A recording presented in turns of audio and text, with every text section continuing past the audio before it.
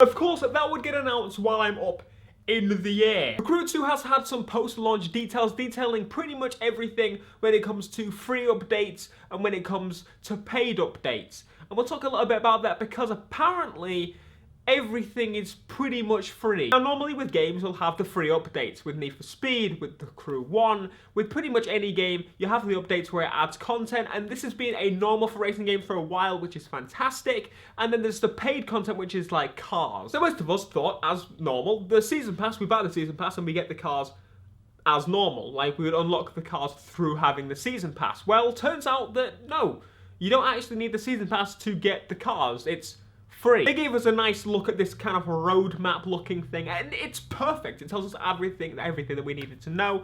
But yeah, I was very good. I even had to ask the developers, I was like, is this actually free? Like, is it? And it is. The only thing that season pass holders get is early access to these cars by 7 days, and they get them for free. Whereas if you don't have the season pass, you can get them, you just have to buy them with in-game money or the microtransaction money. So you're thinking two things. You're either thinking, this is absolutely fantastic, this is amazing, all the content for I don't even have to get the gold edition, amazing. And then there's people like myself, I was a bit like, are you sure? Like, are we positive? Yes, I did some digging, I did some research. I didn't want to just jump into this video and be like, yes, this is what you get for free, everything. You genuinely get this stuff for free, which is just, it's not been done in a game before like this. Cars being given to us for free, and I believe they actually showed us the FFXK and a bike that's coming for free for the first month of the first 2 cars that are going to be free after, you know, launch and stuff. It's pretty hefty car. So you're thinking, okay, I've bought the season pass. What is the season pass actually giving me? And this actually has somewhat tempted me to not fully make use of the gold edition or season pass, if you will. 3 exclusive vehicles on day 1, the Porsche 911 Turbo 3.6, the Supermarine Spitfire Mark II IX, what number is that? I don't know. And the Ice Marine Blade Runner 35.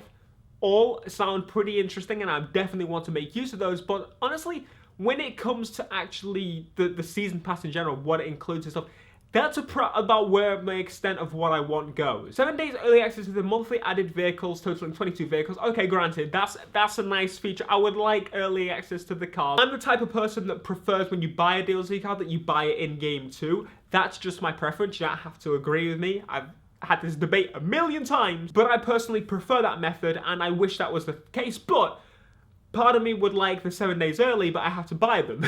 So I'm in a little bit of a middle ground here, you know? Like, of course I want the cars early. Who doesn't want the cars early? But at the same time, I would like to buy them with my money. 1 exclusive house location as well as 2 exclusive outfits.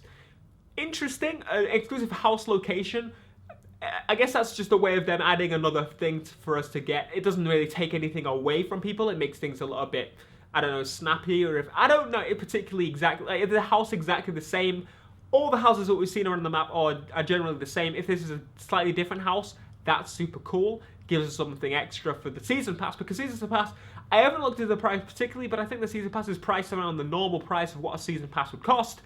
And I feel like if you're going to get the cars for free anyway, is there generally much point? VIP 20% discount off all of the in-game store. So I'm assuming every car, every boat, plane, bike, every customization mod, if you could eventually buy that. I don't know.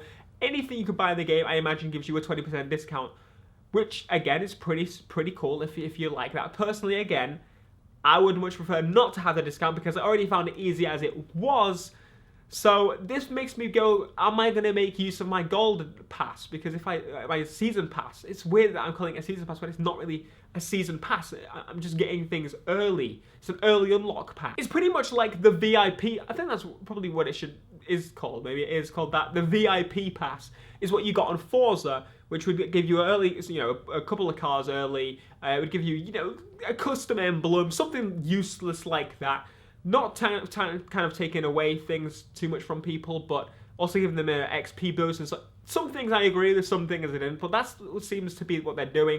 It seems like they're looking at what Forza does with the VIP, but Rainbow Six actually does a similar thing in where they give the content for free. I think you get it early if you paid for the gold edition or something. Rainbow Six does it fantastic. Like, it doesn't. The main use of all this, main point to all this being the thing that they wanted to do, to make all the DLC free, is because they were like, well, we don't want people to be split down the middle. We don't some people to have this and some people will never be able to get this because they don't have, there's no paywall. They don't want paywalls. They don't want to make it so that when we jump into a race online, say PvP, when it eventually comes later down the line, according to the roadmap, PvP, they didn't want people to all jump into the one car and that car be a DLC car and people be just like locked out and unable to compete if there was an OP car.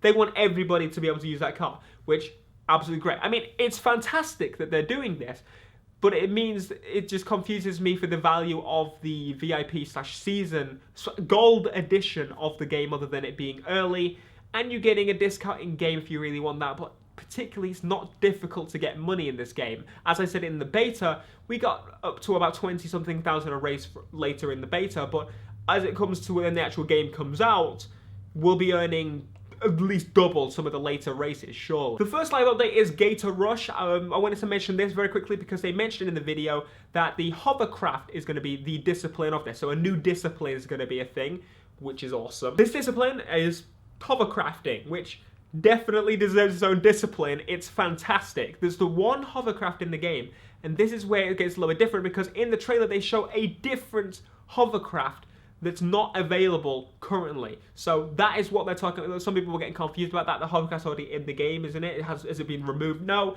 the original one's there, but I don't know what spec it is exactly. But yeah, hovercraft racing is going to be a thing, which is pretty sweet. And they're also introducing a new part rarity class as well across all disciplines, which, if they're going to expand things like this over every 3 months, they say, that's fantastic. It's going to get so much like different stuff. Each one, it's going to completely change it or completely like revert, or it depends on community feedback, you know. A lot of us have been talking about police chases in the game. That would be fantastic to see in an update.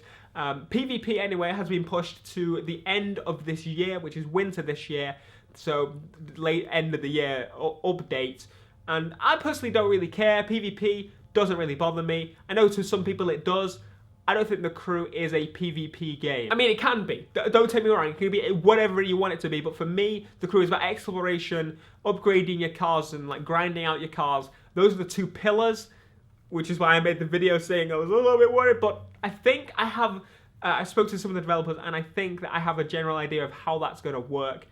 But I'll mention that in a video in the future to pretty much say that I may have been wrong, but I need to test it out in the full game to make sure. But that pretty much rounds up the video. I am super excited to see where this game goes because it could completely change. If you look at The Crew 1 and then the Wild Run update, the graphics overhaul, the gameplay overhaul, they had different disciplines of craziness, and they just completely changed how the game played and how the game felt. The atmosphere was much more like The Crew 2 than it was The Crew 1, which was weird because it was The Crew 1, you know?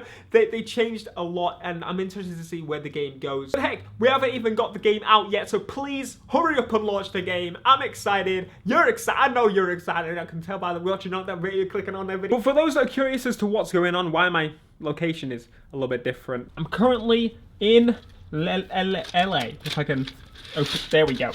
In LA, there you go. Look at it, beautiful. So it wasn't actually sunny earlier, but now it's sunny. We're here for EA Play and then E3, so obviously thanks EA and actually Xbox for both kind of organising my travel and everything. But essentially, yeah, we're going to be here for a little while talking about games. And obviously, there's hopefully going to be some announcements to do with The Crew 2. We're expecting details about the open beta coming out here during E3, during the Ubisoft press conference. They've already mentioned that open beta is going to be a thing. I'm super excited. I'm so glad the beta's coming back because I really, really missed it. But I imagine, because they have very long left, it's going to be an open beta to test the servers just before launch, because the last game launched flawlessly. There was no server issues at launch whatsoever. Like, you know, GTA Online, for example, was down.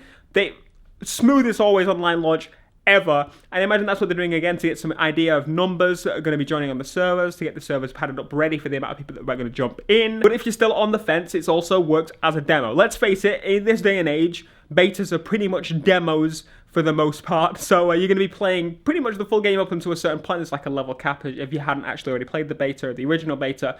Well, you're playing up to a certain level cap.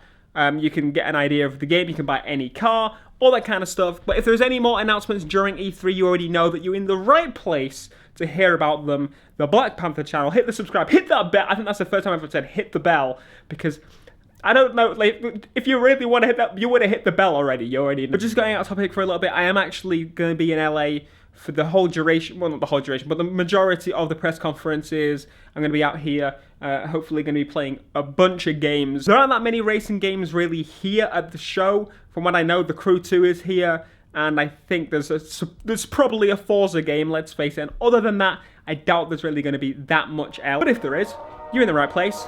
Be sure to smash a like, subscribe if you are new, and I'll see you in the next video. Until next time, guys.